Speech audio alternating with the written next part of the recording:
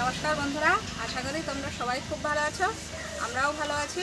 চাবারির lifestyle চ্যানেলে জানাই তোমাদের সবাইকে স্বাগত।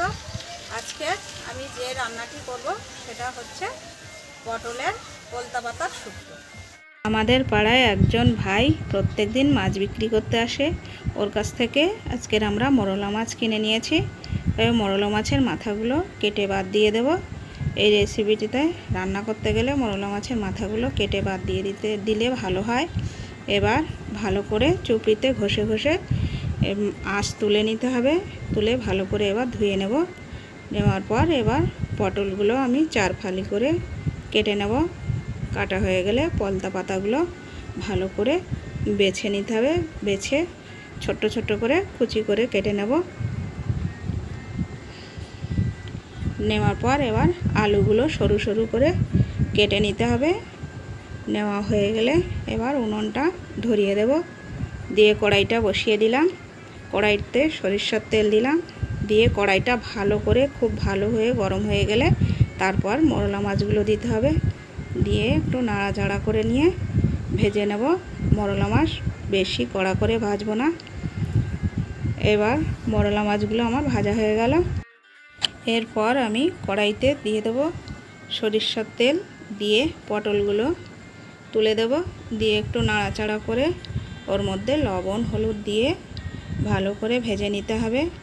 চ্যানেলটি যদি আমাদের ভালো লেগে থাকে অবশ্যই সাবস্ক্রাইব করবে, লাইক করবে, করে আমাদের পাশে থাকবে। পটলটা ভাজা হয়ে গেলে পটলগুলো এবার আমি নামিয়ে দেব। দিয়ে কড়াইতে আরও একটু সরিষার তেল দিলাম।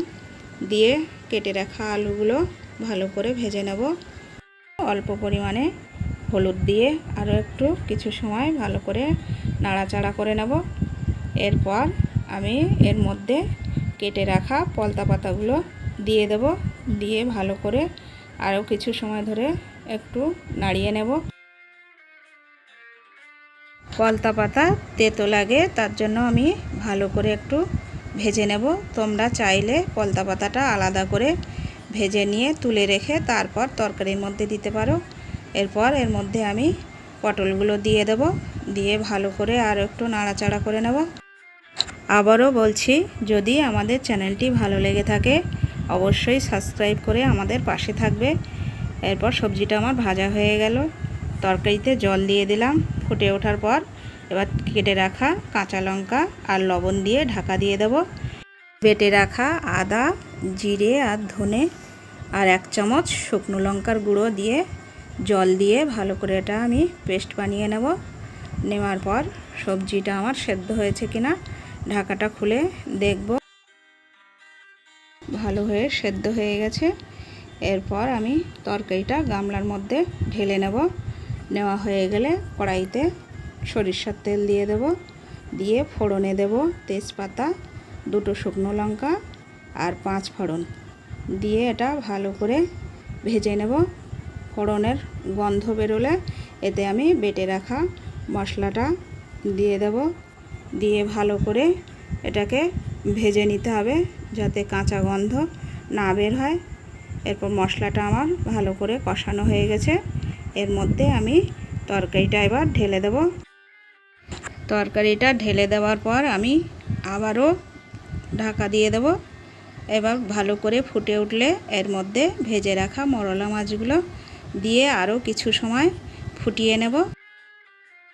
পটল পলতার শুক্তো এবার এটা আমি নামিয়ে নেব। এবার খেয়ে দেখব আমি কেমন হয়েছে। রেসিপিটি প্রথম থেকে শেষ পর্যন্ত দেখার জন্য অসংখ্য অসংখ্য ধন্যবাদ। পলতা পাতার শুক্তো খেলে শরীর খুবই ঠান্ডা রাখে। এবার খেয়ে দেখছি আমি, সত্যি খুব ভালো হয়েছে। তোমরাও রান্না করে খেয়ে দেখবে আর কমেন্ট করে আমাকে জানাবে কেমন হয়েছে। ভালো থাকবে, সুস্থ থাকবে। দেখা হচ্ছে আবার পরের ভিডিওতে।